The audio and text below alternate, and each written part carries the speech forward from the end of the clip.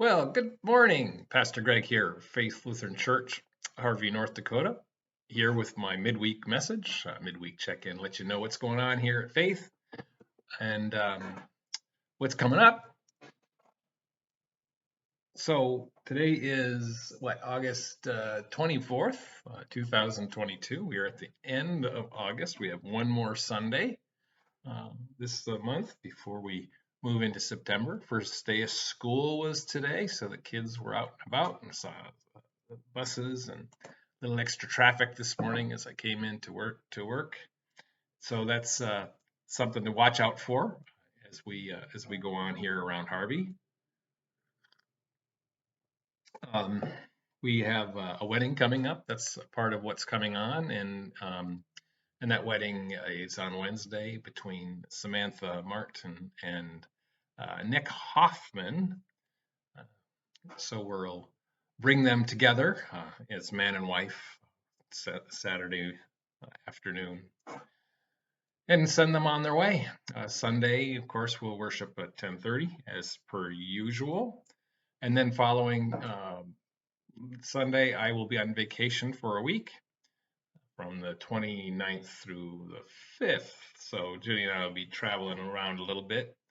It's our 40th wedding anniversary coming up on the 4th. So we're kind of excited about that and thought we were planning something bigger, but just time got away from us. And here we are. We're just going to do a little traveling off to here and there. So we're excited about it and thrilled to be able to get away for a moment and then celebrate 40 years of marriage as we celebrate the first day of marriage with Samantha Martin and Nick Hoffman. Although different days, very close. So it'll be interesting. So that's kind of what's happening and what's nearby. 2 weeks from today, we start our WEBS program back up, our Wednesday evening Bible school. Something for everyone, really, except for adults at this point. So ages 4 to 12th grade are welcome to join us in our Wednesday school. We have a meal at 6, which anyone is invited to attend, families as well. Then we have a short worship service, 20 minutes or so, 25 minutes. Following that at 6:30, and then 7 o'clock we begin our schedule. Now the first night it's pretty much just a get together, kind of a getting prepared and figuring out who's going to be where and so forth as we see how many kids we have signed up. So we're looking forward to that and glad to be a part of that. So if you have any inkling on your your need, or the Spirit is pushing you in a way that you would like to assist with us in that evening, that would be great. We need food prepared, served and cleaned up would be great. We need substitute teachers or co-teachers. We need people, if you wanted to lead worship, play some music, sing some songs, whatever. We're all game for that kind of stuff. So do plan on joining us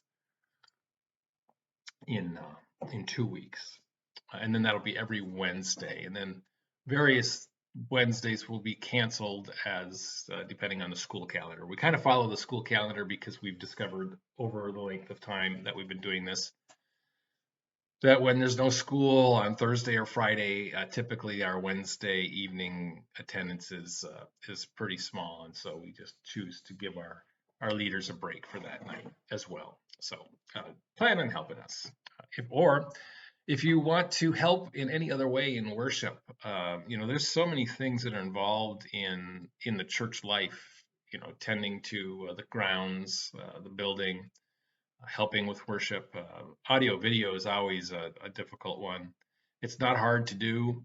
You just basically, with a remote, you control a camera, and everything else is just done automatically.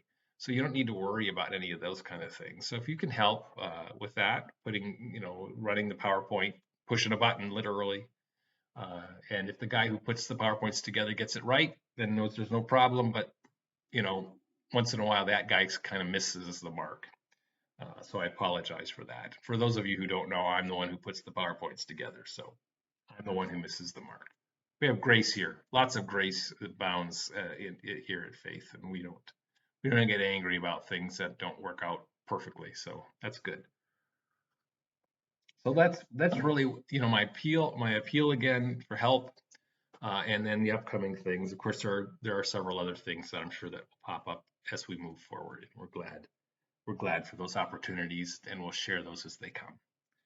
All right, that's all I'm going to say about that. So this Sunday's texts, both the Proverbs and the Luke text, well, they all kind of revolve around this idea, but I'm gonna kind of focus today on the Proverbs 25, 6 through 7, and then Luke 14, 7 through 14. Mostly just 7 through 11, but that's all right. Go ahead, read the whole thing and come back when you've done. Or just plow with me. I'm just going to start by reading the proverb. The proverb is, and you'll recognize this if you follow a lectionary of any type. It says, "Do not put yourself forward in the king's presence or stand in the place of the great, for it's better to be told, 'Come up here,' than to be put lower in the presence of a noble." And then in Luke, we hear the same thing. When you are invited by someone to a wedding, and we're talking about weddings, fancy that, we have a wedding this weekend. When you are invited by someone to a wedding feast, do not sit in a place of honor, lest someone who more distinguished than you be invited by him. And he who invited you both will come and say to you, 'Give your place to this person.' And then you will begin with shame to take the lowest place. But when you are invited, go and sit in the lowest place, so that when your host comes, he may say to you, 'Friend, move up higher.'" And I thought a little bit about this. This is kind of I mean, for some people, it's like, oh, well, that's a no-brainer for our thoughts about where we should sit at any given time. I mean, my joke is always when I go to a wedding and I'm invited to the reception following it, I always say to myself, I should go sit at the head table in the place of the groom and the bride and see what happens, just to see what happens. I've always wanted to do that, but I've never dared. But certainly that would be a ghastly thing, right? For some pastor to come and sit at that spot, or worse yet, maybe old Uncle Joe, old Uncle Joe that nobody cares about, nobody likes because he's crude and he's rude. He goes and he sits there. That would be even worse, wouldn't it? But we're reminded to sit elsewhere, to sit at the lowest place so that we can be lifted up. And so, how does that correlate really when you start to think about the Lord Jesus? How does that correlate? Well, in my thoughts and my grasp on this, of course, is in our sinfulness, when we realize that we are in the lowest place, that we cannot possibly sit in the highest place, all we can do is sit down and hope and pray that we'll be lifted up. And that's what Jesus promises there. And that comes in later in that 14th verse. It says, "For you will be repaid at the resurrection of the just." So going back to my thought of sitting at the head table, really the head table has the same food as the table that I would sit at. So it doesn't matter. Maybe there's an extra bottle of champagne on the head table that isn't. I have a moth flying around. Lovely. Anyway, so what gain would you get by sitting at the highest place? None, because you could only be demoted. But if you sit at the lowest place, the head or the leader or the reception person could come to you and say, "Please come sit over here." And as a pastor, sometimes they have a special spot for me to sit, and I never sit there until I'm told that it exists. I always kind of find my place back in the corner where I'm out of the way and I can watch people because I love to watch people. But I know then that I will be raised up and placed in that spot, and that's an honor then, as opposed to being demoted down to the old table in the corner with Uncle Joe. Right. Although it might be a lot of fun with Uncle Joe, the walk of shame, so to speak, from the best table down to the worst table, uh, could show unjustly or poorly as a person. So when you think about going to events, don't be afraid to sit at the lowest point, at the lowest spot, and because the only way from there is up, and the Lord Jesus will take you up. So that's kind of where I'm at with this. I don't know if that's where I'll take it.